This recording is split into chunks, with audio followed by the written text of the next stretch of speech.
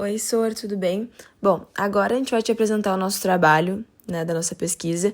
Eu queria primeiro, te pedir desculpa, eu e meu grupo te pedir desculpa, por estar te fazendo perder teu tempo em casa, até porque muita coisa aconteceu que fez a gente perder tempo e tal. Mas enfim, fica aqui o nosso pedido de desculpa. Bom, o nosso trabalho é sobre neonazismo contemporâneo. Ele é feito por mim, Francesca, pela Catarina, pela Camila e pela Valentina Aldado. Introdução. Bom, o neonazismo ele é uma manifestação atual do que foi a ideologia nazista que a gente já conhece. A ideologia nazista ela surgiu na Alemanha no século XX e ela defende principalmente a supremacia racial, o autoritarismo e a eliminação de grupos que são considerados inferiores. Tanto que, durante o regime nazista, foi criado por eles uma raça pura, que era a raça ariana, que incluía os alemães puros, alguns povos germânicos e alguns outros povos nórdicos.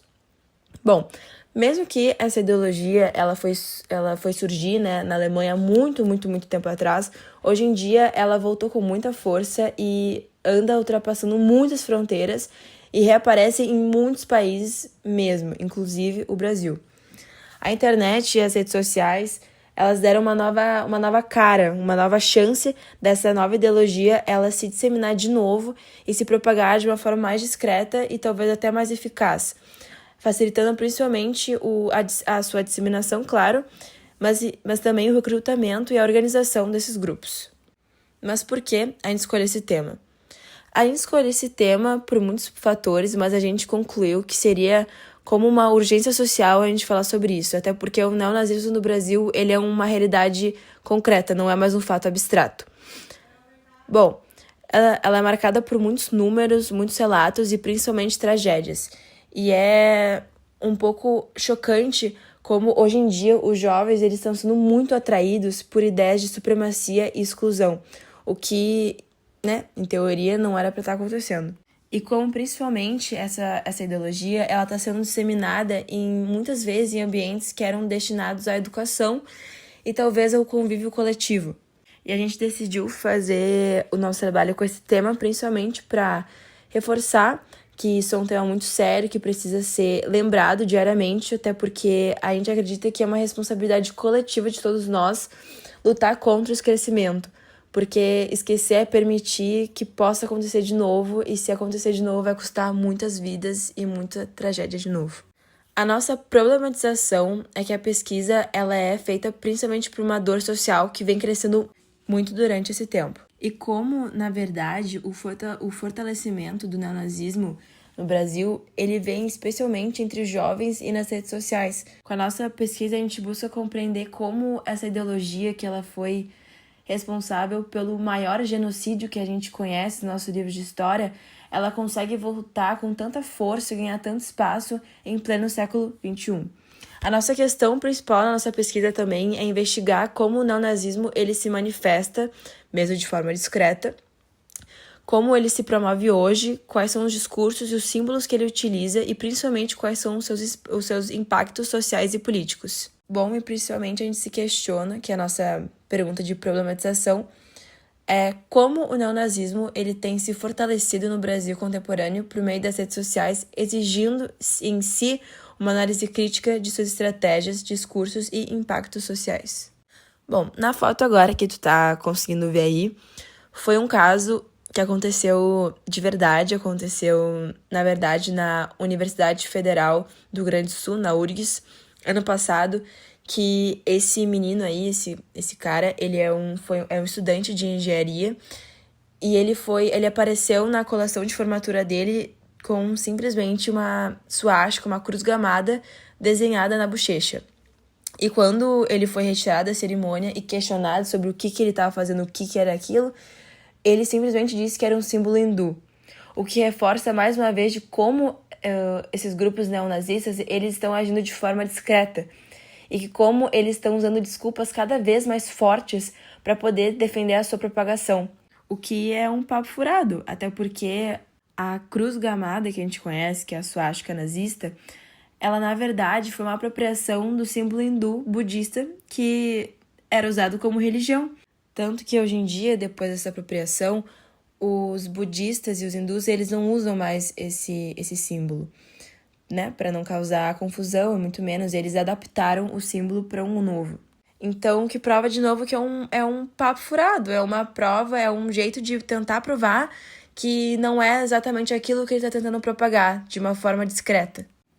Bom, na próxima foto, aqui é uma foto de um jovem de 17 anos, que ele foi detido porque ele criou bombas caseiras, tipo coquetel Molotov, e foi atirar em 2 escolas, enquanto ele estava usando no braço uma faixa nazista com a suástica, o que acendeu de novo, mais uma vez, o alerta para o crescimento do antissemitismo no Brasil, o que de fato não deveria mais ser uma pauta ou não, porque depois de tanto tempo, de tanta evolução que a gente teve na nossa sociedade, na nossa humanidade, não é mais cabível ter espaço para esse tipo de coisa. As estratégias de propagação. Os grupos neonazistas desenvolveram estratégias para disfarçar e para normalizar seus discursos de ódio, para tentar escapar da repressão legal e da condenação social. Eles utilizam símbolos ou ressignificados, como variações da suástica. Como, por exemplo, 18, que representa Adolf Hitler, que é A igual a 1 e H igual a 8. E os símbolos nórdicos e vikings, como o martelo de Thor e a roda solar, que são usados para representar a identidade ariana. E entre outros exemplos de símbolos que estão aí no PowerPoint. A falta de regulamentação nas redes sociais. A falta de regulamentação nas plataformas digitais ajuda na disseminação de conteúdos extremistas, como dá para ver no uso do Discord por grupos neonazistas nos Estados Unidos em 2017. A professora Aline Damolin mostra que, por mais que o nazismo histórico usasse rádio e jornais, a internet ampliou o poder de alcance e persuasão desses discursos, ajudando na captação de jovens. E o anonimato online, segundo o professor Pérez, também protege criminosos e dificulta o combate de crimes de ódio. Mas, apesar disso, as redes sociais oferecem mecanismos de denúncia e atuam na preservação da memória histórica sobre o nazismo. Uma das redes sociais em que mais aparece casos de violência e de apologia ao nazismo e etc., esses tipos de regimes autoritários e de violência, é o Discord, que é uma plataforma onde aparentemente tem menos diretrizes e parece que é mais fácil propagar esse tipo de coisa. Constantemente é possível a gente ver casos e casos de violência propagada por ligações no Discord, vídeos, esse tipo de coisa, e comunidades nazistas que existem dentro do Discord. Então aqui a gente tem uma reportagem de abril desse ano mesmo, que fala de um inquérito de um grupo do Discord em que eles filmavam e propagavam violência. Então, tipo, eles faziam vídeos e ligações de vídeo que eles violentavam pessoas, e dentro dessa plataforma eles também promoviam o nazismo, e muitas das ideias deles de violência eram baseadas no nazismo. Então a gente pode concluir com isso que o nazismo atualmente, ele é, como já citado várias vezes na nossa apresentação, ele é principalmente propagado dentro das redes sociais. Mas por que isso acontece? Porque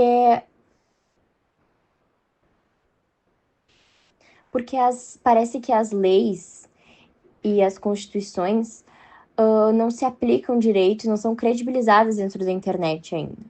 Então, esses grupos neonazistas, eles usam as redes sociais para propagar as ideias deles, usando símbolos, usando memes, usando códigos que se chamam de apito para cachorro, que, por exemplo, só pessoas que são nazistas entenderiam o que eles estão falando. Então, eles usam muitos termos que só eles entendem, e eles propagam isso na internet para propagar esse ódio e essa crença deles de forma camuflada. Isso se camufla muito bem dentro da internet. E eles usam os memes e esses tipos de coisas para também transformar em algo mais lúdico, algo menos sério, parece, o nazismo, e conseguir propagar com mais facilidade.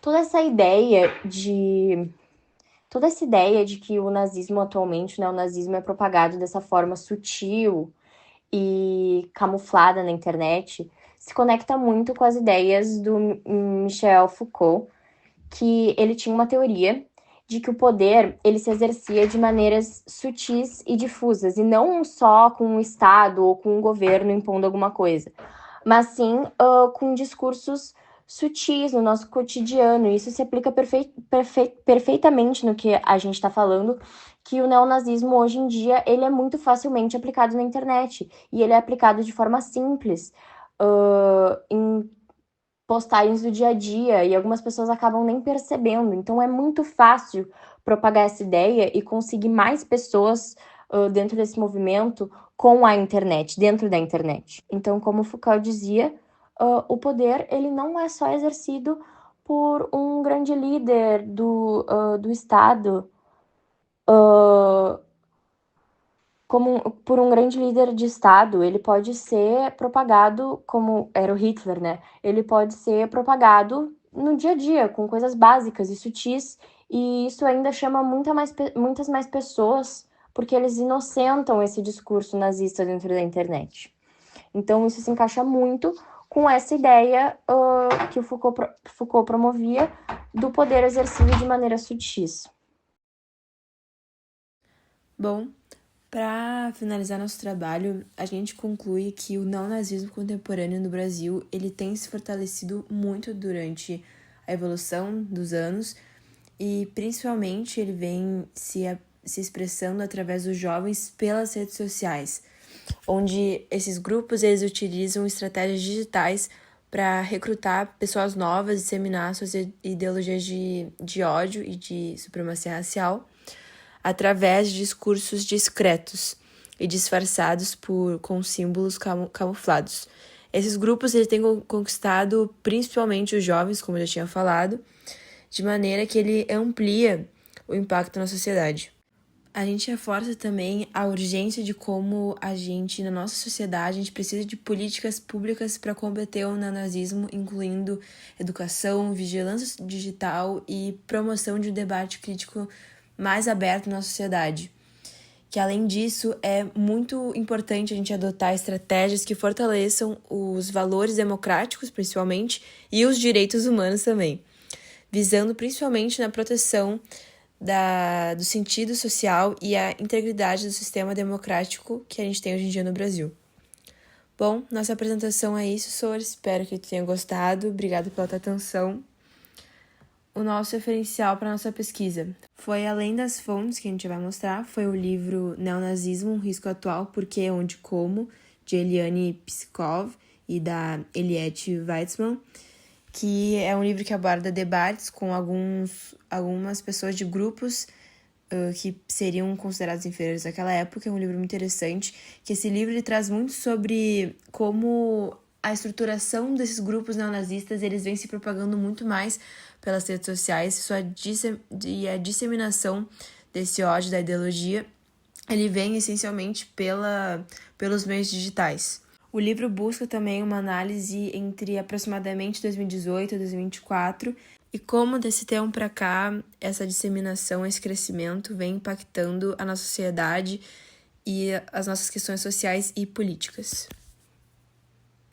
Nossas referências estão aqui. E é isso. Muito obrigada, Sor.